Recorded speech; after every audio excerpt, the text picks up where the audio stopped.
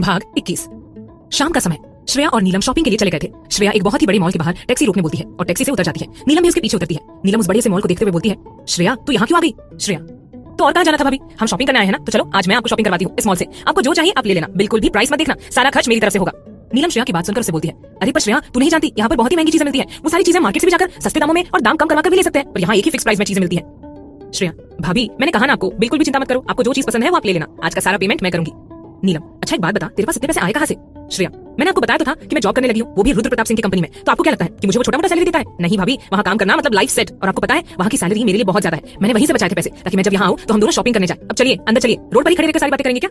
नीलम मुस्कुराकर टैक्सी वाले को पैसे देती है। दोनों फिर मॉल के अंदर आ जाते हैं। नीलम अंदर से मॉल को देखने लगती है। अंदर से भी मॉल बहुत ही बड़ा और खूबसूरत था। नीलम का मुंह खुला का खुला रह जाता है। श्रेया भी पहली बार उस मॉल में आई थी। उस मॉल को चारों तरफ से देख रही थी। वहीं दो आंखें श्रेया को लगातार घूर रही थी। एक आदमी श्रेया को बहुत देर से देख रहा था। जब से श्रेया टैक्सी से उतरकर मॉल के अंदर गई थी तब से वो आदमी श्रेया को देख रहा था। वो आदमी किसी को कॉल लगाता है। दूसरी तरफ से किसी की सख्ती भरी आवाज आती है, क्या हुआ बोल? आदमी, रोनित सर आपकी मैडम यहाँ अपनी भाभी के साथ मॉल में आई हुई है। रोनित क्या, ये तो क्या बोल रहा है बिट्टू? बिट्टू रोनित का खास आदमी था। रोनित ने उसे श्रेया के ऊपर नजर रखने के लिए कहा था। बिट्टू रोनित से बोलता है, हाँ सर सही बोल रहा हूँ, सुबह आपको घर से बाहर निकाल दिया था ना उन दोनों भाई बहनों ने, और उस श्रेया ने आपसे शादी करने के लिए मना कर दिया था। आप कहो तो अभी उसे उठाकर अपने बंगले में ले आता हूँ। रोनित बिट्टू की बात सुनकर हंसते हुए बोलता है, ठीक है मैं अपने और आदमियों को भेजता हूँ मॉल, आज ही रात तो मैं अपनी जान श्रेया के साथ बिताऊंगा। बिट्टू के होठों पर शैतानी मुस्कुराहट आ जाती है। वो कॉल कट कर देता है। रोनित भी कॉल काट कर अपने बिस्तर की तरफ देखता है। उसके बिस्तर पे दो लड़कियां बैठी हुई थी। रोनित उन दोनों से बोलता है, तुम दोनों जाओ यहाँ से, आज तुम दोनों की जरूरत नहीं है, आज इस बिस्तर पर श्रेया रहेगी मेरे साथ और कोई नहीं। इतना बोलकर वो नोटों की गड्डी उन लड़कियों की तरफ फेंक देता है। वो दोनों लड़कियां उठकर नोटों की गड्डी अपने हाथ में लेकर मुस्कुराते हुए वहां से चली जाती है। रोनित फिर दीवार पर लगे श्रेया की तस्वीर को देखकर बोलता है, आज तो तुम्हें मेरे साथ एक रात बितानी पड़ेगी, फिर बहुत ही जल्द मैं तुमसे शादी भी कर लूंगा। जहाँ श्रेया और नीलम शॉपिंग कर रहे थे वहाँ मॉल में बहुत सारी चीजें मौजूद थी जो आज तक नीलम ने देखी तक नहीं थी। श्रेया को भी वो चीजें दिखा रही थी। करीब 2 घंटे के बाद नीलम और श्रेया की शॉपिंग पूरी होती है और दोनों काउंटर पर आते हैं। नीलम श्रेया के कान में धीरे से बोलती है, श्रेया मैंने एक्साइटमेंट में कुछ ज्यादा ही चीजें ले ली है, पर मुझे लगता है कि एक अच्छा खासा बिल आने वाला है, मुझे घबराहट हो रही है। श्रेया उसे समझाते हुए बोलती है, भाभी मैंने कहा ना आप बिल्कुल भी चिंता मत करो, और बिल की तो बिल्कुल भी नहीं, क्योंकि सारा बिल मैं भर दूंगी। थोड़ी देर के बाद श्रेया का भी नंबर आता है। वो सारा सामान काउंटर पर रख देती है। काउंटर वाला पहले सारी चीजें चेक करता है और उसके बाद बिल बनाता है। बिल पूरे 5 लाख का आया था। 5 लाख का नाम सुनकर नीलम को तो चक्कर आने लगते हैं। आज से पहले तो उसने 5,000 से ज्यादा की शॉपिंग नहीं की थी और 5 लाख तो उसने सपने में भी नहीं देखे होंगे। उसे अभी लगने लगा था कि श्रेया बिल नहीं भर पाएगी और फिर उन दोनों की बहुत बेइज्जती होने वाली है। श्रेया अपने पर्स से कार्ड निकालती है और काउंटर वाले के सामने कार्ड आगे कर देती है। वो काउंटर वाला उस कार्ड को ध्यान से देखता है, फिर अपने मैनेजर को बुलाता है। मैनेजर भी आकर उस कार्ड को देखता है और फिर हैरानी से श्रेया की तरफ देखता है। श्रेया के होठों पर मुस्कुराहट थी। मैनेजर श्रेया से बोलता है, सॉरी मैडम आप दोनों खड़ी क्यों है, आप दोनों कुछ लेंगी? नीलम मैनेजर का अचानक से ऐसा बोलना सुनकर हैरान हो जाती है। वो भी श्रेया की तरफ देखती है। श्रेया मुस्कुराकर बोलती है, नहीं हमें कुछ नहीं चाहिए, आप बस जल्दी से बिल पेमेंट कर दो, फिर हमें जाना भी है। मैनेजर, जी मैडम आप बिल्कुल भी चिंता मत कीजिए, हम अपनी कार भेजेंगे आपको घर तक छोड़ने के लिए। श्रेया, उसकी जरूरत नहीं है, हम लोग टैक्सी से चले जाएंगे, thank you so much. Manager फिर जल्दी से बिल पेमेंट करता है और अपना सर श्रेया के सामने झुका लेता है। श्रेया मुस्कुराकर नीलम का हाथ थामकर बोलती है, भाभी बाहर चलो, मैनेजर साहब हमारी चीजें बाहर टैक्सी तक पहुंचा देंगे। क्यों? मैनेजर श्रेया की बात सुनकर जल्दी से अपना सर हिलाकर बोलता है, जी मैडम आप लोग बाहर चलिए, मैं अभी आप लोगों का सामान लेकर बाहर आता हूँ। श्रेया फिर मुस्कुराते हुए नीलम के साथ वहां से चली जाती है। वहीं काउंटर वाला मैनेजर को धीरे से बोलता है, सर कौन थी मैडम और ये कार्ड? मैनेजर काउंटर वाले को गुस्से से बोलता है, बेवकूफ तू नहीं जानता, ये रुद्र प्रताप सिंह की पत्नी है, ये चाहे ना तो खड़े खड़े पूरा मॉल खरीद सकती है, अब चल मदद कर मेरी, ये सारा सामान उठाने में। काउंटर वाला रुद्र का नाम सुनकर ही घबरा गया था। वो और मैनेजर जल्दी से सारा सामान उठाने लगते हैं और फिर दोनों श्रेया और नीलम के पीछे चल देते हैं। क्या होगा कहानी में आगे जानने के लिए सुनिए अगला एपिसोड सिर्फ प्रतिलिपि एफएम पर। भाग 22। श्रेया और नीलम मॉल के बाहर आते हैं। उनके पीछे मॉल का मैनेजर और स्टाफ उन दोनों का बैग हाथ में पकड़े हुए आ रहे थे। श्रेया नीलम से बोलती है, भाभी आप टैक्सी रोको। नीलम टैक्सी रोकने के लिए थोड़ा आगे बढ़ जाती है। तभी 2 लड़के आकर श्रेया के सामने खड़े हो जाते हैं। श्रेया उन लड़कों को देखते हुए बोलती है, क्या चाहिए भाई साहब? श्रेया की बात सुनकर एक लड़का हंसते हुए बोलता है, तू चाहिए, तुझे ले जाने आए हैं। श्रेया, क्या पर मुझे कहाँ ले जाना चाहते हो? दूसरा लड़का बोलता है, हमारे सर का हुक्म है कि हम तुम्हें उनके पास ले जाएं, वो आज की रात तुम्हारे साथ गुजारना चाहते हैं। श्रेया उस लड़की की बात सुनकर गुस्से में बोलती है, कौन है तुम्हारा बॉस? पहला लड़का हंसते हुए बोलता है, रोनित कपूर, याद आया नाम? श्रेया रोनित का नाम सुनकर अपने हाथ की मुट्ठी कस लेती है और अपने दांत पीसते हुए बोलती है, हटो रास्ते से, मुझे कहीं नहीं जाना। पहला लड़का श्रेया का हाथ पकड़कर बोलता है, हम तुम्हें अपने साथ जबरदस्ती ले जाएंगे, अगर तुम चाहती हो कि हम ऐसा ना करें तो चुपचाप से चलकर कार में बैठ जाओ, वरना हमें जबरदस्ती तुम्हें अपने साथ ले जाना पड़ेगा। श्रेया गुस्से में उसे एक थप्पड़ खींच कर मारती है और अपनी उंगली दिखाकर दांत पीसते हुए बोलती है, तुम्हारी हिम्मत कैसे हुई मुझे छूने की? तुम जानते नहीं हो मैं कौन हूँ। वो लड़का अपने गाल पर हाथ रख देता है और श्रेया को अपनी जल्दी हुई नजरों से देखने लगता है। तभी नीलम वहां जाती है और श्रेया को लड़कों के साथ देखकर बोलती है, ये लोग कौन है? श्रेया गुस्से में बोलती है, इन्हें रोनित ने भेजा है मुझे जबरदस्ती उठाने के लिए। नीलम ये सुनकर गुस्से में बोलती है, ए चुपचाप से चले जाओ यहाँ से, वरना मैं पुलिस को बुलाऊंगी। वो दोनों लड़के नीलम की बात सुनकर गुस्से में अपना गन निकाल लेते हैं और नीलम के सर पर गन रख देते हैं। श्रेया ये देखकर बहुत ज्यादा घबरा जाती है। उनसे बोलती है, ये क्या कर रहे हो? गन हटाओ वरना गोली चल जाएगी। दूसरा लड़का गुस्से में बोलता है, गाड़ी में बैठ चुपचाप से, वरना अभी तेरी प्यारी भाभी का भेजा यही उड़ा देंगे हम, और हमें पुलिस का कोई डर नहीं है। अरे हमारे सर के जेब में पुलिस रहती है और अगर तेरी भाभी मर भी जाएगी ना तब भी पुलिस हमारा कुछ नहीं बिगाड़ पाएगी और हम तभी भी जेल नहीं जा पाएंगे। मैनेजर और मॉल का स्टाफ भी ये सब देख रहे थे। मैनेजर स्टाफ से बोलता है, खड़े खड़े क्या देख रहे हो, ये सामान यही रखो और जल्दी से मॉल के अंदर चलो, हमें इन सब लफड़ों में नहीं पड़ना है। स्टाफ मैनेजर की बात सुनकर श्रेया का सामान वहीं रखकर तुरंत मॉल के अंदर चले जाते हैं। श्रेया नीलम को देख रही थी। नीलम रोते हुए बोलती है, श्रेया मुझे बचा ले, मुझे नहीं मरना है, अभी तो मेरी शादी हुई थी, मैं इतना जल्दी नहीं मरना चाहती, श्रेया कुछ तो कर। श्रेया नीलम को समझाते हुए बोलती है, ठीक है भाभी आप रोना बंद कीजिए, मैं आपको कुछ नहीं होने दूंगी। फिर उन लड़कों की तरफ गुस्से भरी नजरों से देखकर, मैं तुम लोगों के साथ चलने के लिए तैयार हूँ, अब गन मेरे भाभी के सर से हटाओ। दोनों लड़के श्रेया की बात सुनकर एक दूसरे की तरफ शैतानी मुस्कुराहट के साथ देखते हैं और नीलम के सर से गन हटा देते हैं। नीलम की जान में जान आती है। वो लंबी सांस लेने लगती है। श्रेया फिर जाकर उन लड़कों की कार में बैठ जाती है। वो लड़के भी श्रेया के साथ पीछे बैठ जाते हैं और ड्राइवर से बोलते हैं, गाड़ी बंगले में ले चल। ड्राइवर गाड़ी स्टार्ट करके बंगले की तरफ मोड़ देता है। नीलम जल्दी से निशांत को कॉल करके सारी बात बता देती है। वही कार में वो लड़के श्रेया को घूर कर देख रहे थे। एक लड़का मुस्कुराते हुए बोलता है, यार ये तो बहुत खूबसूरत है, अब समझ आया कि हमारे सर इसके पीछे इतना पागल क्यों है। दूसरा लड़का बोलता है, सही कहा, आज की रात तो सर की बहुत ही रोमांटिक गुजरने वाली है। ये बोलकर दोनों लड़के पागलों की तरह हंसने लगे। श्रेया बस उन दोनों को गुस्से में देख रही थी और उनकी बातें सुन रही थी। पहला लड़का हंसते हुए श्रेया से बोलता है, तो थोड़ी देर पहले मॉल के बारे में क्या बोल रही थी कि हम तुझे नहीं जानते कि तू कौन है। अरे तुझे अच्छे से जानते हैं हम, तेरे भाई का छोटा सा मिठाई का दुकान है, बस इसके अलावा और कुछ नहीं है। तुझे तो खुश होना चाहिए कि हमारे रॉनी सर का दिल आ गया है तेरे पे, वरना तुझे से 2 कौड़ी की लड़की की क्या औकात है उनके सामने। श्रेया उन लड़कों की बात सुनकर गुस्से में आ जाती है। तभी अचानक से कार झटके से रुक जाती है। दूसरा लड़का गुस्से में बोलता है, अबे साले कार क्यों रोका। ड्राइवर सामने की तरफ देखते हुए बोलता है, सर सामने देखिए। दोनों लड़के और श्रेया सामने की तरफ देखते हैं। सामने कुछ गाड़ियां खड़ी थी और उन गाड़ियों के सामने करीब 25 से 30 बॉडीगार्ड अपने हाथ में गन लिए खड़े थे और उन सब ने कार को रोका था। वो दोनों लड़के इतने सारे बॉडीगार्ड्स को देखकर घबरा जाते हैं और एक दूसरे की तरफ देखते हुए बोलते हैं, ये इतने सारे बॉडीगार्ड किसके हैं। श्रेया भी उन बॉडीगार्ड्स को ध्यान से देख रही थी। एक बॉडीगार्ड गुस्से में बोलता है, सब अभी कार से बाहर निकलो। दोनों लड़के ड्राइवर और श्रेया कार से बाहर निकल जाते हैं। एक बॉडीगार्ड श्रेया के पास आकर अपना सर झुकाकर बोलता है, मैडम आप चलकर उस काली वाली कार में बैठिए, इनको तो हम देख लेंगे, हम रुद्र सर के बॉडीगार्ड हैं। रुद्र का नाम सुनते ही श्रेया के होठों पर बड़ी सी मुस्कुराहट आ जाती है। वो उन दोनों लड़कों को गुस्से में देखकर बोलती है, अब तुम दोनों को कोई नहीं बचा सकता। वो दोनों लड़के तो अभी भी हैरान थे कि ये सब हो क्या रहा है। श्रेया फिर सामने लगे बहुत ही महंगी काले कलर की कार में जाकर बैठ जाती है। अब आगे क्या होगा कहानी में जानने के लिए सुनिए अगला एपिसोड सिर्फ प्रतिलिपि एफएम पर। भाग 23। रुद्र का नाम सुनते ही श्रेया के होठों पर बड़ी सी मुस्कुराहट आ जाती है। वो उन दोनों लड़कों को गुस्से में देखकर बोलती है, अब तुम दोनों को कोई नहीं बचा सकता। वो दोनों लड़के तो अभी भी हैरान थे कि ये सब हो क्या रहा है। श्रेया फिर सामने लगे बहुत ही महंगे काले कलर की कार में अंदर जाकर बैठ जाती है। कार के अंदर एक लैपटॉप था जो ऑन था, उसमें रुद्र की तस्वीर नजर आ रही थी। श्रेया लैपटॉप को देखने लगती है। रुद्र से बोलता है, श्रेया कौन थे वो लड़के और तुम्हें कहां ले जा रहे थे। श्रेया रुद्र को देखकर थोड़ा सा घबरा जाती है। वो फिर हकलाते हुए बोलती है, रुद्र आपको कैसे पता चला कि मैं मुसीबत में हूँ। रुद्र उसे आंखें दिखाकर बोलता है, तुम्हें याद है मैंने तुम्हें एक अंगूठी पहनाई थी। श्रेया अपने महंगे अंगूठी की तरफ देखती है। आखिर वो इस अंगूठी को कैसे भूल सकती थी। श्रेया जब अपने घर जा रही थी तो रुद्र ने उसे एक अंगूठी पहनाई थी और उसे धमकी भी दी थी कि अगर उसने उस अंगूठी को निकाला तो उसे बुरा कोई नहीं होगा। उस समय श्रेया को रुद्र की बात सुनकर बहुत गुस्सा आया था। श्रेया अपना सर हिलाकर बोलती है, हाँ रुद्र याद है मुझे कि आपने आते समय अंगूठी मुझे पहनाई थी, कहा था कि मैं इस अंगूठी को बिल्कुल ना निकालूं वरना आप मुझे सजा देंगे। रुद्र, हाँ चलो तुम्हें मेरी बात तो याद है, बिल्कुल सही कहा तुमने। इस अंगूठी में मैंने ट्रैकर फिट करवाया है ताकि तुम जहां भी जाओगी ना तो मुझे पता चल जाएगा और अगर तुम किसी मुसीबत में फंसी तो अंगूठी का रंग लाल हो जाएगा। और यहाँ मैंने भी ऐसे सेम अंगूठी पहनी है जो लाल रंग मेरे अंगूठी में दिखने लगेगी। लाल रंग से मुझे पता चल जाएगा कि तुम मुसीबत में हो। श्रेया उसकी बात सुनकर अपनी अंगूठी की तरफ देखती है जो सच में हल्की लाल थी। रुद्र से बोलता है, अब तुम मुसीबत में नहीं हो इसलिए ये अंगूठी भी पहले की तरह नॉर्मल हो जाएगी। अब तुम मुझे बताओ कौन थे वो लड़के और तुम्हें कहां ले जा रहे थे और तुम इतनी रात को बाहर क्या कर रही हो, वो भी अकेले।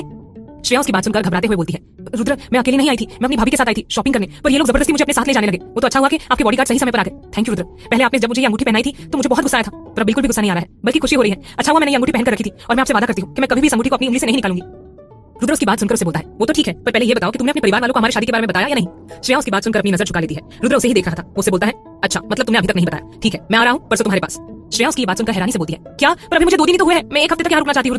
रुद्र मैंने कहा मैं आ रहा हूँ तुम्हारे पास, ये नहीं बोला कि मैं तुम्हें लेने आ रहा हूँ। मैं वहाँ आऊंगा और तुम्हारे परिवार को खुद बताऊंगा कि तुम मेरी पत्नी हो और तुम्हारे साथ वहाँ 1 हफ्ते रुकूंगा भी। मैं भी तो अपने ससुराल वालों से मिलना चाहता हूँ। श्रेया उसकी बात सुनकर चौंकते हुए बोलती है, क्या आप यहाँ रहने आ रहे हैं। हाँ क्यों, कोई प्रॉब्लम है क्या। नहीं मुझे कोई प्रॉब्लम नहीं है, प्रॉब्लम आपको हो सकती है क्योंकि आपको अपने बड़े से मेंशन में फुल एसी में रहने की आदत है, पर मेरे घर में ना वो आपको गद्देदार बेड मिलेंगे ना ही एसी मिलेगा और ना ही वो सारी सुख सुविधाएं जो आपको आपके मेंशन में मिलती है। सोच लीजिए, मुझे नहीं लगता आप यहाँ 1 हफ्ते तक भी रुक पाएंगे। रुद्र उसकी बात सुनकर उसे बोलता है, ऐसी कोई बात नहीं है, मैं रह लूंगा और वैसे भी मुझे वहाँ तुम्हारे साथ रहना है। तुम वहाँ रहोगी ना मेरे करीब तो मुझे और कुछ नहीं चाहिए। बस तुम्हारे साथ रहने से जो सुकून मिलता है ना वो सारी सुख सुविधाएं मिलने के बाद भी नहीं मिलता। तुम नहीं जानती कि यहाँ मैं तुम्हें कितना मिस कर रहा हूँ। अब तुम्हारे बिना रहने की आदत नहीं है। पता नहीं इन कुछ दिनों में तुमने क्या जादू कर दिया मुझ पर। मैंने सोच लिया है अब जब भी जाऊंगा तो तुम्हें साथ लेकर जाऊंगा। श्रेया रुद्र की बात सुनकर खोसी गई थी। वो मुस्कुराते हुए उसे ही देख रही थी। वहीं रुद्र के होठों पर भी हल्की मुस्कुराहट थी। श्रेया को भी धीरे धीरे अब रुद्र पसंद आने लगा था। रुद्र का नाम सुनकर उसके दिल की धड़कन भी अब धड़कने लगी थी। उसे भी धीरे धीरे रुद्र से प्यार होने लगा था। रुद्र ने जब उसे ये कहा कि वो परसों आ रहा है तो श्रेया की धड़कन तेजी से धड़कने लगी थी, पर उसने अपने चेहरे पर कोई भाव आने नहीं दिया। अब वो भी रुद्र से मिलना चाहती थी। रुद्र फिर एक मैसेज करता है। उसके मैसेज करने के बाद कार का ड्राइवर कार के अंदर आ जाता है और कार स्टार्ट करके श्रेया के घर की तरफ बढ़ा देता है। रुद्र अभी भी श्रेया को ही देख रहा था और श्रेया भी खोई हुई थी। उसके चेहरे को निहारे जा रही थी। दोनों एक दूसरे की आंखों में देखे जा रहे थे और दोनों के चेहरे पर हल्की मुस्कुराहट थी। कहानी में आगे अब क्या होगा जानने के लिए सुनिए अगला एपिसोड सिर्फ प्रतिलिपि एफएम पर। भाग 24। कार थोड़ी देर के बाद श्रेया के घर के सामने आकर रुकती है। ड्राइवर घबराते हुए बोलता है, मैडम वो आपका घर आ गया। श्रेया बाहर अपने घर की तरफ देखती है और फिर रुद्र की तरफ देखकर बोलती है, मैं जाऊं। रुद्र, मन तो नहीं कर रहा तुम्हें जाने देने का, मन कर रहा है कि बस तुम्हें यूं ही सारी रात देखता रहूं, पर ठीक है 2 दिन के बाद आ ही रहा हूं, उसके बाद तुम्हें खुद से अलग नहीं करूंगा। जाओ अभी तुम जाकर आराम करो। श्रेया अपना सर हिलाकर कार से उतरकर घर के अंदर चली जाती है। तभी उसकी नजर सामने सोफे पर बैठी देवकी जी पर जाती है। देवकी जी अपना सर पकड़कर बैठी हुई थी और उनकी आंखों से आंसू गिर रहे थे। श्रेया उन्हें रोता हुआ देखकर घबराते हुए उनके पास जाती है और उनके करीब बैठकर उनका हाथ अपने हाथ में लेकर बोलती है, माँ क्या हुआ आपको, अब रो क्यों रही है। देवकी जी श्रेया को अचानक अपने सामने देखकर हैरान हो जाती है। वो जल्दी से उसे अपने गले लगाते हुए बोलती है, तो ठीक है ना, तुझे कुछ हुआ तो नहीं ना। श्रेया, नहीं माँ मुझे क्या होगा, मैं बिल्कुल ठीक हूँ, देखो आपके सामने तो बैठी हूँ। देवकी जी अपने आंसू पोंछते हुए बोलती है, पर नीलम का कॉल आया था, उसने बताया कि कुछ लोग तुझे जबरदस्ती उठाकर ले गए हैं। वो लोग रोनित के आदमी थे। तेरी ये खबर सुनकर निशान भी तुझे खोजने के लिए निकला है। कितनी देर हो गई पर वो दोनों अभी तक घर नहीं आए। मुझे बहुत घबराहट हो रही थी कि रोनित तेरे साथ कुछ करना दे। श्रेया देवकी जी की बात सुनकर तुरंत निशान को कॉल लगाती है, पर निशान का कॉल लग ही नहीं रहा था। श्रेया फिर नीलम को कॉल लगाती है, पर नीलम का कॉल भी आउट ऑफ कवरेज बता रहा था। श्रेया घबराते हुए बोलती है, कहीं भाई रोनित के घर न चले जाए, उन्हें तो पता भी नहीं है कि मैं घर पहुंच चुकी हूँ। वहीं दूसरी तरफ निशांत और नीलम रोनित के घर के बाहर खड़े थे। गेट पर खड़ा सिक्योरिटी गार्ड उन्हें अंदर जाने नहीं दे रहा था। निशांत लगातार चिल्ला रहा था। उसके चिल्लाने की आवाज सुनकर रोनित अपने गार्ड के साथ बाहर आता है। निशांत उसके पास आकर उसका कॉलर पकड़ लेता है। ये देखकर 2 गार्ड्स उसे रोनित से अलग करते हैं। निशांत गुस्से में अपने दांत पीसते हुए बोलता है, कहां है मेरी बहन, तेरे आदमियों से उठाकर ले गए थे, बता कहां रखा है तूने उसे। मैं तुझे छोड़ूंगा नहीं साले, जान से मार दूंगा अगर मेरी बहन को कुछ भी हुआ तो। बता कहां है मेरी बहन। रोनित उसके पास आकर उसके मुंह पर एक पंच मारते हुए बोलता है, शांत हो जा समझा, मुझे नहीं पता तेरी बहन कहां है, वो मेरे पास नहीं है। निशांत उसकी बात सुनकर उसके पेट पर एक लात मारता है, जिससे रोनित कुछ कदम पीछे हट जाता है और अपने दांत पीसते हुए बोलता है, तेरी ये हिम्मत कि तूने मुझे मारा, तुझे तो मैं। उसने अभी अपनी बात पूरी ही नहीं की थी कि तभी नीलम उसे गुस्से में उंगली दिखाकर बोलती है, खबरदार जो मेरे पति को छुआ भी तो तेरी मैं जान निकालूंगी। बता कहां है श्रेया, तेरे आदमी मेरी आंखों के सामने ही उसे जबरदस्ती अपने साथ ले आए थे। रोनित नीलम को देखकर हंसते हुए बोलता है, क्या बात है भाभी जी, आप तो अपने पति की रक्षक बन रही है, पर मैं भी देखता हूँ कि आप इसे कब तक बचाती है। चलिए चलिए ठीक है, आपकी बात मैं मान लेता हूँ, मैं नहीं मारूंगा आपके पति को, क्योंकि अब आपके पति को पुलिस मारेगी। ये बोलकर वो पुलिस को कॉल कर देता है। थोड़ी ही देर में पुलिस वहां जाती है। रोनित पुलिस से झूठ बोलता है कि निशांत उसके घर उसे मारपीट करने आया है। निशांत भी पुलिस के सामने ये बोलता है कि रोनित ने उसकी बहन को किडनैप कर लिया है। रोनित शहर का सबसे अमीर आदमी था, इसलिए पुलिस निशांत की बात ना मानकर रोनित की बात मानते हैं और उसे जबरदस्ती अपने साथ पुलिस स्टेशन ले जाते हैं। नीलम भी उसके साथ चली जाती है। पुलिस वाले फिर निशांत को लॉकअप के अंदर डालकर उसे बुरी तरह से मारने लगते हैं। नीलम उनसे बार-बार रिक्वेस्ट कर रही थी कि वो ऐसा ना करे, पर कोई भी उसकी बात नहीं सुन रहा था। एक पुलिस वाला नीलम से बोलता है, तुम चुपचाप से अपने घर जाओ, वरना इसके साथ तुम्हें भी लॉकअप के अंदर डाल देंगे। चलो जाओ यहाँ से। नीलम फिर वहां से चली जाती है। थोड़ी देर के बाद वो अपने घर आती है। घर पर श्रेया लगातार नीलम और निशांत को कॉल लगाने की कोशिश कर रही थी। नीलम जब घर के अंदर आती है तो श्रेया को अपने सामने देखकर हैरान हो जाती है। उसके पास आकर उसे बोलती है, श्रेया तू घर कैसे पहुंची? तुझे तो वो लोग अपनी कार में बैठा कर ले गए थे ना, फिर तू घर कैसे पहुंची? श्रेया, भाभी को मैं आपको बाद में बताऊंगी, पहले ये बताओ भैया कहाँ है? मैं आप दोनों को कब से कॉल कर रही थी, पर आप दोनों का कॉल ही नहीं लग रहा था। भैया कहाँ है? इतना बोलकर वो दरवाजे की तरफ देखती है। देवकी जी नीलम से बोलती है, नीलम क्या हुआ? निशांत कहाँ है? वो तेरे साथ नहीं आया क्या? नीलम देवकी जी और श्रेया का सवाल सुनकर रोते रोते अपने घुटनों पर बैठ जाती है। देवकी जी उसे इस तरह से रोता हुआ देखकर घबराते हुए बोलती है, नीलम तू रो क्यों रही है? बता मुझे क्या हुआ है? कहाँ है मेरा निशांत? नीलम रोते हुए देवकी जी को सारी बात बता देती है। श्रेया और देवकी जी नीलम के मुंह से निशांत के जेल जाने की बात सुनकर बुरी तरह से चौंक जाती है। आगे क्या होगा कहानी में जानने के लिए सुनिए अगला एपिसोड सिर्फ प्रतिलिपि एफएम पर। भाग 25।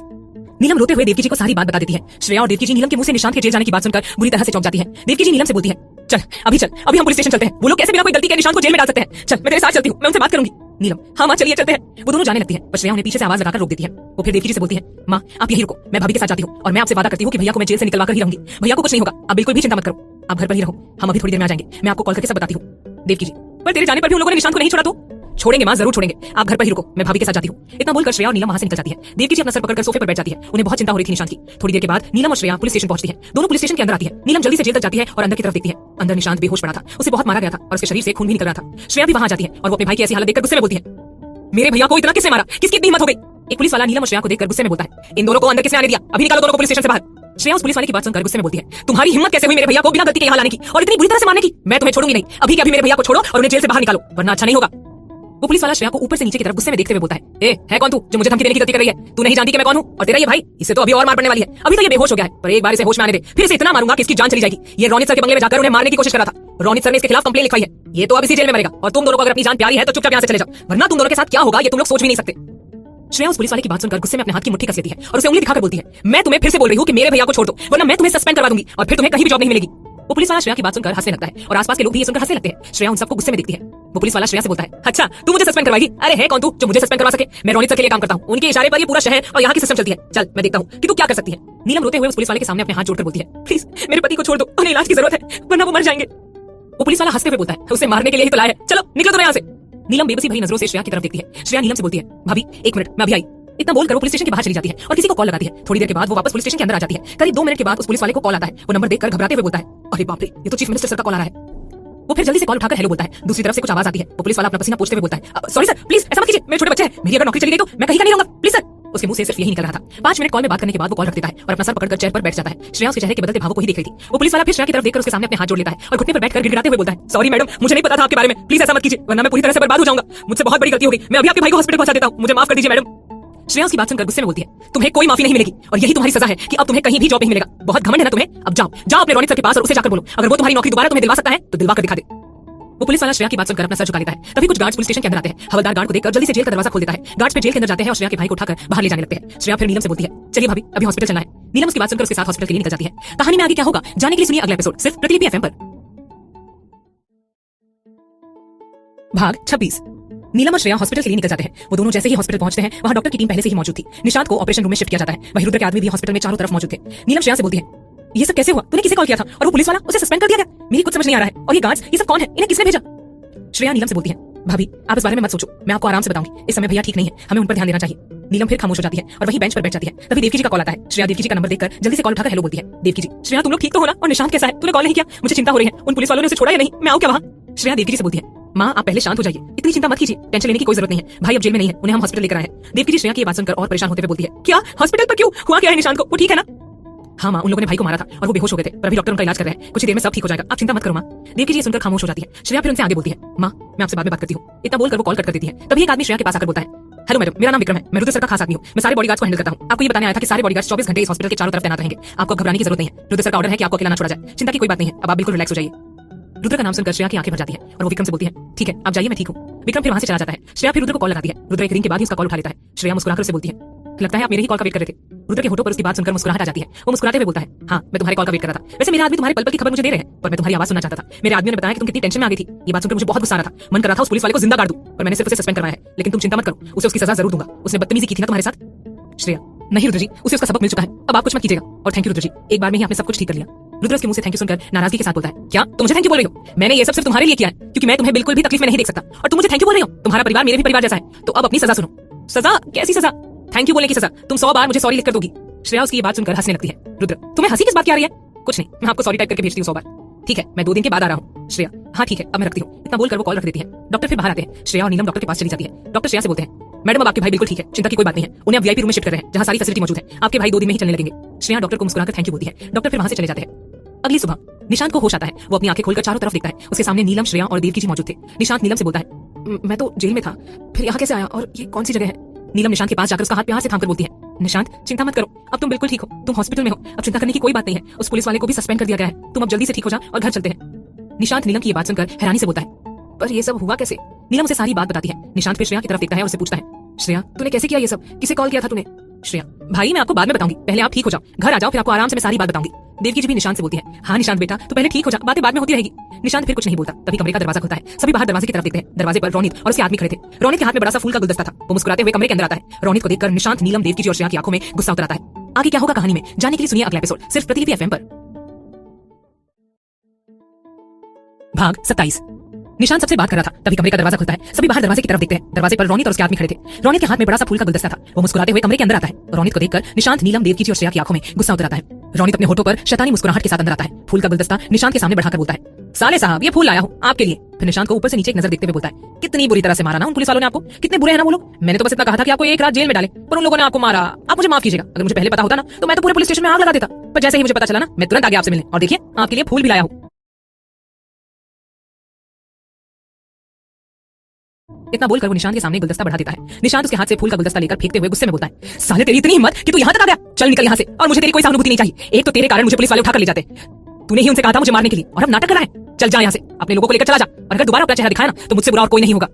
रोनित निशांत की बात सुनकर अपने दांत पीसते हुए बोलता है, साले रस्सी जल्दी पर बल नहीं गया, इतनी मार खाई तूने यहाँ तक कि तुझे हॉस्पिटल में एडमिट करवाना पड़ा, पर फिर भी तेरे ये तेवर कम नहीं हुए ना। अभी भी मुझसे आंखें दिखाकर बातें कर रहा है। भूल मत, अगर मैं चाहूं ना तो तुझे इसी हॉस्पिटल में अभी मरवा सकता हूं, और कोई मेरा कुछ नहीं बिगाड़ पाएगा। शरीफ तरीके से बात कर रहा हूं तो शराफत रास नहीं आ रही है तुझे।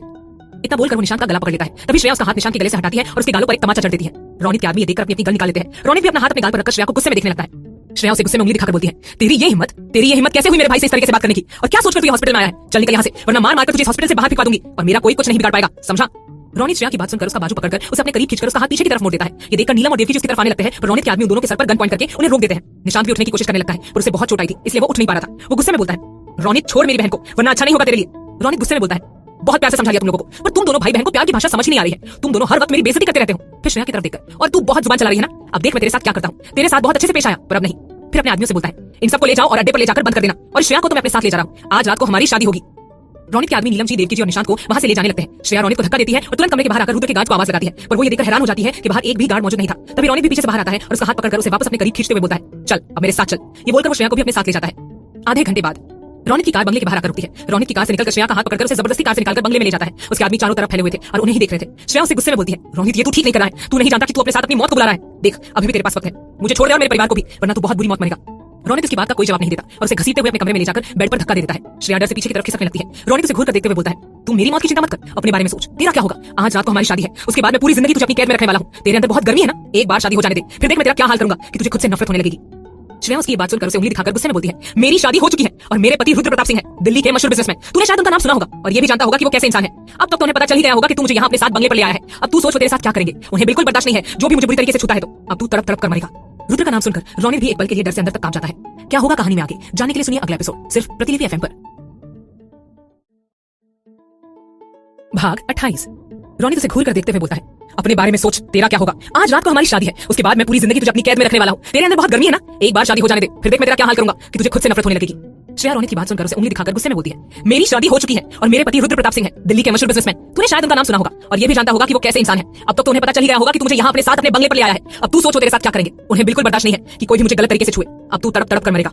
रुद्र का नाम सुनकर रोनित भी एक पल के लिए डर से अंदर तक कांप जाता है। वो कुछ सोचने लगता है, फिर उसके होठों पर शैतानी मुस्कुराहट आ जाती है। वो श्रेया के पास आकर उसका बाल पकड़कर उसकी आंखों में देखते हुए बोलता है, अपनी बकवास बंद कर, तुझे क्या लगता है मैं तेरी बातों में आ जाऊंगा? वो रुद्र प्रताप सिंह तुझसे शादी करेगा, तू जानती भी है रुद्र प्रताप सिंह को। वो तुझ जैसी 2 कौड़ी की लड़की से बात तो छोड़, देखना तक पसंद नहीं करता है। हाँ मैं मानता हूँ कि तू भी दिल्ली में रहती है, पर तू वहाँ पढ़ाई करने गई थी। ये तो मैंने पहली बार सुना कि तूने वहाँ रुद्र प्रताप सिंह से शादी कर ली है और उसकी पत्नी है। इतना बड़ा झूठ तू सोचती है कि मैं मान लूंगा? कभी नहीं। श्रेया भी उसकी आंखों में देखकर गुस्से में बोलती है, मैं सच बोल रही हूँ, मैं रुद्र प्रताप सिंह की पत्नी हूँ। अगर तुझे अपनी जान प्यारी है तो मुझे और मेरे परिवार को यहाँ से जाने दे, वरना रुद्र प्रताप सिंह मेरे पति तुझे दर्दनाक मौत देंगे। रोनित ये सुनकर उसे एक थप्पड़ मारता है जिससे श्रेया बेड पर गिर जाती है। रोनित अपने दांत पीसते हुए बोलता है, बहुत सुन लिया मैंने तेरी बकवास। अब अगर एक शब्द भी बोला ना तो मुझसे बुरा कोई नहीं होगा। अभी तेरे परिवार को जान से मरवा दूंगा। थोड़ी देर में मैं लड़कियों को भेज रहा हूँ मेहंदी लगवाने के लिए। चुपचाप से बिना नखरे किए मेहंदी लगा लेना। कोई भी होशियारी मत करना वरना सोच भी नहीं सकती कि मैं क्या करूंगा। इतना बोलकर वो कमरे के बाहर चला जाता है। श्रेया की आंखें नम हो जाती है। वो अपनी आंखें बंद करके बोलती है, रुद्र जल्दी से आ जाइए, मुझे आपकी जरूरत है, प्लीज प्लीज रुद्र। कुछ देर के बाद कुछ लड़कियां कमरे के अंदर आती है। श्रेया बेड पर बैठी हुई थी। वो लड़कियां श्रेया के सामने आकर बैठ जाती है और उसे बोलती है, मैम अपना हाथ आगे कीजिए, हमें मेहंदी लगानी है। श्रेया, क्या मुझे तुम लोगों का मोबाइल मिल सकता है? वो लड़कियां श्रेया की बात सुनकर एक दूसरे की तरफ देखती है। एक लड़की श्रेया से बोलती है, सॉरी मैडम, यहाँ आने से पहले हमारे सारे मोबाइल ले लिए गए और ये कहा कि जब वापस आएंगे तो हमें मोबाइल दे दिया जाएगा। हमारे पास अभी मोबाइल नहीं है। श्रेया उनकी ये बात सुनकर बेबसी से अपनी आंखें बंद कर लेती है और अपना हाथ आगे बढ़ा देती है, क्योंकि अगर वो रोनित की बात को नहीं मानती तो रोनित उसके परिवार के साथ कुछ भी कर सकता था। थोड़ी देर के बाद श्रेया के हाथों में मेहंदी लग जाती है। वो लड़कियां फिर कमरे से बाहर आती है। रोनित उन्हें पैसा देता है और कमरे के अंदर आकर कमरे का दरवाजा लगा देता है। श्रेया उसे गुस्से में देख रही थी। रोनित उसके करीब आकर बैठ जाता है और उसके हाथ की तरफ देखकर मुस्कुराते हुए बोलता है, देखो कितनी अच्छी मेहंदी लग रही है तुम्हारे हाथों में और इसमें मेरा नाम कितना प्यारा लग रहा है ना? श्रेया उसे कुछ नहीं बोलती और अपनी नजर दूसरी तरफ फेर लेती है। रोनित फिर मुस्कुराकर उसका हाथ पकड़ता है पर श्रेया अपना हाथ झटक देती है। रोनित ये देखकर उसका बाजू पकड़कर उसे अपने करीब खींचकर उसकी आंखों में देखते हुए बोलता है, अभी जितना नखरा दिखाना है दिखा लो, बस एक बार शादी हो जाए उसके बाद तो मैं तुम्हें बताऊंगा कि मैं क्या चीज हूँ। श्रेया उसकी तरफ देखकर गुस्से में बोलती है, मुझे मेरे परिवार से मिलना है अभी। रोनित बेड पर लेटते हुए बोलता है, अभी नहीं जान, अभी रात बहुत हो गई है, इसलिए सो जाओ, कल शादी है, वो लोग आएंगे ना तब देख लेना और मिल भी लेना, क्योंकि फिर उसके बाद मैं तुम्हें उनसे कभी मिलने नहीं दूंगा। चलो आओ अब सो जाओ। इतना बोलकर वो कमरे की लाइट ऑफ कर देता है। थोड़ी देर के बाद श्रेया उसकी तरफ देखती है। रोनित गहरी नींद में सो चुका था। श्रेया जल्दी से दरवाजे के पास आकर दरवाजा खोलने का ट्राई करती है पर दरवाजा पासवर्ड से लॉक था। श्रेया ये देखकर गुस्से में रोनित की तरफ देखती है। उसका मन कर रहा था कि वो नींद में ही उसे मार दे पर वो ऐसा नहीं कर सकती थी। वो फिर पासवर्ड ट्राई करने लगती है पर पासवर्ड गलत टाइप करने के कारण सायरन बजने लगता है। श्रेया सायरन की आवाज सुनकर घबरा जाती है। वो और पासवर्ड ट्राई करने लगती है। वो जितनी बार गलत पासवर्ड ट्राई कर रही थी सायरन की आवाज उतनी ही बढ़ती जा रही थी। तभी रोनित की भी नींद खुल जाती है। वो गुस्से में उसकी तरफ देखता है और फिर उसके पास आकर उसका हाथ पकड़ लेता है। श्रेया भी उसे गुस्से में देखती है और उसे अपना हाथ छुड़ाने लगती है। रोनित गुस्से में बोलता है, कहां भाग रही हो, नहीं खुलेगा दरवाजा जब तक मैं ना चाहूं। इतना बोलकर वो उसे खींचते हुए बेड के पास लाकर धक्का दे देता है और उसके ऊपर आकर उसे जबरदस्ती किस करने लगता है। आखिर क्या होगा कहानी में आगे? क्या रुद्र आ पाएगा समय पर? क्या वो बचा पाएगा श्रेया को? जानने के लिए सुनिए अगला एपिसोड सिर्फ प्रतिलिपि एफएम पर। भाग 29। रोनित श्रेया को खींचते हुए बेड के पास लाकर धक्का दे देता है और उसके ऊपर आकर उसे जबरदस्ती किस करने लगता है। श्रेया उसे खुद को छुड़ाने की कोशिश करने लगती है पर रोनित ने उसे मजबूरी से पकड़ रखा था। श्रेया अपनी पूरी ताकत लगाकर उसे दूसरी साइड धक्का दे देती है। रोनित उसके बगल में लेटकर हंसते हुए बोलता है, अभी तो तुम्हें छोड़ रहा हूं पर दोबारा भागने की कोशिश की ना तो शादी से पहले ही सुहागरात मना लूंगा और फिर तुम भी मुझे रोक नहीं पाओगी। चलो अब चुपचाप सो जाओ, कल सुबह शादी है हमारी। इतना बोलकर वो अपनी आंखें बंद कर लेता है। श्रेया भी उठकर बैठ जाती है और वो उसे गुस्से में देख रही थी। वो फिर जल्दी से बेड से उतरकर कमरे में लगे सोफे पर जाकर बैठ जाती है। उसे बहुत टेंशन होने लगी थी कि वो वहां से आखिर कैसे निकलेगी। सुबह का समय। रोनित की सुबह नींद खुलती है। वो अपने बगल में देखता है और उसके बेड पर श्रेया नहीं थी। वो फिर सामने सोफे की तरफ देखता है। श्रेया बैठे बैठे ही अपना सर सोफे पर टिकाकर सो गई थी। रोनित धीरे से बेड से उतरकर उसके करीब आकर बैठ जाता है और उसे देखने लगता है। श्रेया सोते समय बहुत ही प्यारी और मासूम लग रही थी। रोनित फिर उसके चेहरे पर अपनी उंगलियां घुमाने लगता है। किसी के छूने के एहसास से ही श्रेया झटके से अपनी आंखें खोलकर बैठ जाती है और रोनित को अपने इतने पास देखकर उसे धक्का देती है जिससे रोनित पीछे की तरफ हट जाता है। श्रेया गुस्से से उसे उंगली दिखाकर बोलती है, खबरदार जो मुझे छुआ तो मुझसे बुरा कोई नहीं होगा। रोनित उसकी बात सुनकर हंसते हुए बोलता है, रिलैक्स, नहीं छुड़ा हूं तुम्हें। कहा तो जब तक शादी नहीं हो जाएगी तो मैं हाथ भी नहीं लगाऊंगा, लेकिन शादी के बाद तुम्हें छोड़ूंगा भी नहीं, ये बात याद रखना। एक बार शादी हो जाने दो उसके बाद देखना तो कि मैं क्या करूंगा। श्रेया उसकी बात सुनकर गुस्से में बोलती है, मुझे मेरे परिवार से मिलना है। रोनित, मिल लेना, तुम्हारा परिवार कहां भागे जा रहा है? पहले तुम तैयार हो जाओ, मैं लड़कियों को भेजता हूं तुम्हें तैयार करने के लिए। तैयार होकर मेरी दुल्हन बनकर जल्दी से बाहर आ जाओ। इतना बोलकर वो कमरे के बाहर चला जाता है। उसके जाने के बाद श्रेया का मन बेचैन होता है क्योंकि वो रुद्र के पास कैसे भी करके संदेश पहुंचाना चाहती थी कि वो मुसीबत में है। इधर रोनित अपने बंगले के पीछे बने एक कॉटेज के अंदर जाता है जहां उसमें आदमी मौजूद थे। रोनित अपने आदमियों को देखता है और रुककर कमरे के अंदर चला जाता है। कमरे के अंदर नीलम, निशांत और देवकी जी को बांध कर रखा गया था। रोनित उन सबको देखकर हंसते हुए बोलता है, कैसे हो आप तीनों? रात को अच्छी नींद आई ना? निशांत उसकी बात सुनकर अपने दांत पीसते हुए बोलता है, मेरी बहन कहां है? मेरे हाथ खोल एक बार, फिर देख मैं तेरे साथ क्या करता हूं। रोनित उसकी बात सुनकर पागलों की तरह हंसी हंसते हुए बोलता है, साले साहब, एक तो तुम्हें पहले ही चोट लगी हुई है और ऊपर से तुम चाहते हो कि मैं तुम्हारे हाथ खोलूं। देखो चुपचाप से बैठो वरना चल भी नहीं पाओगे। इतना मार मारूंगा कि जो बची कुछ हड्डियां है ना वो भी टूट जाएगी। और रही तुम्हारी बहन, वो तो बिल्कुल सुरक्षित है मेरे पास, उसे कुछ नहीं किया हूं। मैं तुम लोगों को ये बोलने आया था कि अभी थोड़ी देर में मेरी और श्रेया की शादी होने वाली है, इसलिए तुम तीनों तैयार हो जाओ क्योंकि आज के बाद से तुम लोग फिर अपनी श्रेया को दोबारा नहीं देख पाओगे। देवकी जी रोते हुए बोलती है, रोनित बेटा, तुम्हारे पापा और मेरे पति बहुत अच्छे दोस्त थे। वो चाहते थे कि तुम्हारी और श्रेया की शादी पूरी रीति रिवाज और धूमधाम से हो। तुम ये क्या कर रहे हो? ऐसे तुम मेरी बच्ची से शादी नहीं कर सकते। रोनित देवकी जी की आंखों में आंखें डालकर गुस्से में बोलता है, मैं भी यही चाहता था कि मेरी और श्रेया की शादी पूरे रीति रिवाज और धूमधाम से हो, पर आपकी वो बेटी जब देखो मेरी बेइज्जती करती रहती है और आपका ये बेटा भी मुझे धमकी देता रहता है। क्या हो गया अगर 2-3 बार जेल चला गया तो? कोई गुनाह कर दिया क्या? हर वक्त तुम लोग मुझे नीचा दिखाते रहते थे जब भी तुम लोगों से अच्छे से बात की, पर नहीं, तुम लोगों को तो मेरी बात समझ ही नहीं आ रही थी। तो अब भुगतो। अब तो मैं इसी तरीके से शादी करूंगा और फिर उसे और तुम लोगों को बताऊंगा कि मैं क्या चीज हूं। इतना बोलकर रोनित वहां से चला जाता है। थोड़ी देर बाद श्रेया पूरी तरह से तैयार हो जाती है। वो खुद को आईने में देखती है। वो बहुत खूबसूरत लग रही थी। उसे फिर वो पल याद आता है जब उसकी शादी रुद्र से हुई थी। उस समय वो शादी से बिल्कुल भी खुश नहीं थी क्योंकि वो अपनी दोस्त के लिए रुद्र की शादी में गई थी, पर गलती से रुद्र की शादी उससे हो गई थी, जिस कारण वो तरीका खोज रही थी रुद्र से अलग होने का। पर आज उसे रुद्र की बहुत याद आ रही थी। उसका मन कर रहा था कि रुद्र उसके पास आ जाए और वो उसके सीने से जाकर लग जाए क्योंकि उसकी बाहों में श्रेया को सुकून जो महसूस होता था। वो रुद्र के अलावा किसी और की पत्नी नहीं बनना चाहती थी। तभी एक आवाज आती है, श्रेया। श्रेया आवाज सुनकर पीछे पलट कर देखती है। उसके पीछे रुद्र खड़ा था और मुस्कुरा रहा था। श्रेया की आंखें भर जाती है रुद्र को देखकर। उसके पास भागकर जाती है, उसके गले लग जाती है। रुद्र भी उसे अपनी बाहों में भर लेता है। आखिर रुद्र वहां कैसे आया? जानने के लिए सुनिए अगला एपिसोड सिर्फ प्रतिलिपि एफएम पर। भाग 30। रोनित के मेंशन में। बाहर गार्डन में मंडप बन चुका था और पूरे गार्डन को सजाया गया था। रोनित के आदमी चारों तरफ फैले हुए थे। थोड़ी देर के बाद रोनित कमरे के अंदर आता है। श्रेया अपनी ही सोच में गुम थी। रोनित उसका हाथ पकड़कर उसे अपने करीब खींच लेता है। उसके अचानक खींचने से श्रेया अपने होश में वापस आती है और उसे धक्का देती है। रोनित मुस्कुराकर बोलता है, चलो हमारी शादी का समय हो गया है। इतना बोलकर उसका हाथ पकड़कर उसे जबरदस्ती बाहर गार्डन में लाता है। श्रेया अपने चारों तरफ देख रही थी। चारों तरफ रोनित के गार्ड्स मौजूद थे और सबके हाथ में गन थी। श्रेया रोनित से बोलती है, मेरा परिवार कहां है? मुझे पहले उनसे मिलना है, उसके बाद ही मैं तुमसे शादी करूंगी। रोनित अपने एक आदमी को इशारा करता है। वो आदमी फिर वहां से चला जाता है। थोड़ी देर के बाद देवकी जी, नीलम और निशांत को वहां लाया जाता है। उन तीनों के हाथों को बांधा गया था। श्रेया उन्हें देखकर भागकर उनके पास जाती है। देवकी जी अपनी आंखों में आंसू लिए श्रेया से बोलती है, बेटा तू ठीक है ना? इससे तेरे साथ कुछ गलत तो नहीं किया ना? श्रेया अपना सर हिलाकर बोलती है, नहीं मां, मैं बिल्कुल ठीक हूँ। निशांत रोनित को गुस्से में घूर रहा था। श्रेया फिर नीलम के पास आती है और उसके और देवकी जी के हाथ खोलने लगती है। तभी रोनित ये देखकर गुस्से में उसका बाजू पीछे से पकड़कर उसे अपनी तरफ से पलटता है और उसे अपने करीब खींच लेता है। श्रेया उसके सीने पर मारते हुए बोलती है, छोड़ो मुझे। रोनित अपने दांत पीसते हुए बोलता है, किससे पूछकर तुम इनके हाथ खोल रहे हो? मैंने बस इन्हें यहाँ इसलिए बुलाया है ताकि ये हमारी शादी देख सके और तुम्हें भी आखिरी बार देख सके, क्योंकि आज के बाद से ना तो तुम इनसे कभी दोबारा मिल पाओगी और ना ये तुमसे। श्रेया रोनित की बात सुनकर गुस्से में बोलती है, तुम बहुत गलत कर रहे हो रोनित, देखना तुम बहुत पछताओगे। मैं अभी भी बोल रही हूँ कि मुझे और मेरे परिवार को यहाँ से जाने दो, वरना तुम्हारी जान जाएगी तुम्हारे हाथों से। तुम अपनी मौत के खुद जिम्मेदार बन रहे हो। रोनित उसकी ये बात सुनकर उसका बाल पीछे से पकड़ लेता है, जिससे श्रेया की चीख निकल पड़ती है। वो फिर श्रेया की आंखों में देखते हुए गुस्से में बोलता है, अपनी बकवास बंद कर, कल से तेरी बातें सुने जा रहा हूँ। तेरी बातें सुनकर मैं पक चुका हूँ। किसकी इतनी हिम्मत जो मुझे हाथ भी लगा सके? अब चल, हमारी शादी का समय हो गया है। इतना बोलकर वो श्रेया को खींचते हुए जबरदस्ती मंडप में ले जाने लगता है। देवकी जी, निशांत और नीलम ये देखकर चिल्लाने लगते हैं। वो उसे ऐसा ना करने के लिए बोल रहे थे, पर रोनित कहाँ उनकी सुनने वाला था। वो फिर श्रेया को बैठने के लिए बोलता है। श्रेया गुस्से में बोलती है, मैं तुमसे शादी नहीं करूंगी, मेरी शादी हो चुकी है, मैं रुद्र प्रताप सिंह की पत्नी हूँ। रोनित इसकी बात सुनकर अपने आदमियों को इशारा करता है। उसके आदमी उसका इशारा पाते ही नीलम, निशांत और देवकी जी के सर पर गन तान देता है। श्रेया ये देखकर घबराते हुए बोलती है, नहीं, मेरे परिवार को कुछ मत करना प्लीज। रोनित, तो फिर चुपचाप से बैठ मंडप पर। श्रेया उसकी बात सुनकर जल्दी से बैठ जाती है। रोनित फिर अपनी गन निकालकर पंडित जी की तरफ देखता है। पंडित भी बहुत घबराया हुआ था। उसे देखकर ही पता चल रहा था कि उसे किस तरह से वहां लाया गया होगा। रोनित फिर पंडित की तरफ गन पॉइंट करके बोलता है, अबे बुड्ढे, अब तुझे क्या अलग से बोलूंगा, जल्दी से जल्दी शादी शुरू कर, और हाँ, जितनी रस्म है ना उतनी ही करना। अगर जानबूझकर देर की ना शादी करवाने में, इस जलते हुए हवन कुंड में तेरी चिता जला दूंगा। पंडित उसकी ये बात सुनकर घबराते हुए मंत्र पढ़ने लगता है। श्रेया चुपचाप बैठी हुई थी। उसकी आंखों से आंसू गिरने लगे थे। उसे रुद्र की बहुत याद आ रही थी। वो अपने सामने परिवार को देखने लगती है। नीलम, निशांत और देवकी जी की आंखों से भी आंसू गिर रहे थे। वहीं निशांत भी मजबूर था, आखिर वो कर भी क्या सकता था। वो तीनों भी श्रेया को बेबसी से देख रहे थे। रोनित धीरे से श्रेया के कान में बोलता है, बस कुछ देर और, उसके बाद ये शादी हो जाएगी, फिर तुम हमेशा हमेशा के लिए मेरी। उसके बाद देखो मैं तुम्हारे साथ क्या क्या करता हूँ। श्रेया उसकी बात सुनकर गुस्से में उसकी तरफ देखती है। रोनित के होठों पर शैतानी हंसी आ जाती है। तभी अचानक से वहां का माहौल बदलने लगता है। बाहर गाड़ियां रुकने की आवाज आने लगती है। रोनित आवाज सुनकर अपने आदमियों को बाहर देखने का इशारा करता है। उसके आदमी उसका इशारा पाते ही तुरंत मेंशन के बाहर चले जाते हैं। और जितने भी आदमी बाहर गए थे वो सब अब तक अंदर नहीं आए थे। रोनित ये देखकर अपने एक गार्ड को बुलाता है, क्या हुआ जाकर देख रहा, ये लोग अभी तक अंदर क्यों नहीं आए? रोनित का गार्ड भी तुरंत बाहर जाता है। तभी गोली चलने की आवाज आती है और वो गार्ड भी वापस अंदर नहीं आता। रोनित ये देखकर गुस्से में बोलता है, क्या हो रहा है ये सब? उसने अभी अपनी बात पूरी ही नहीं की थी कि तभी उनके कानों में किसी के चलने की आवाज सुनाई पड़ी। सभी बाहर की तरफ देखते हैं। एक आदमी फुल एटीट्यूड के साथ चलते हुए अंदर की तरफ आ रहा था। उस आदमी ने अपने चेहरे पर मास्क लगाया हुआ था और उसकी पर्सनालिटी काफी आकर्षक थी। सभी उसे बड़े ध्यान से देख रहे थे। वहीं श्रेया उस आदमी को देखकर मुस्कुरा देती है। आगे क्या होगा जानने के लिए सुनिए अगला एपिसोड सिर्फ प्रतिलिपि FM पर।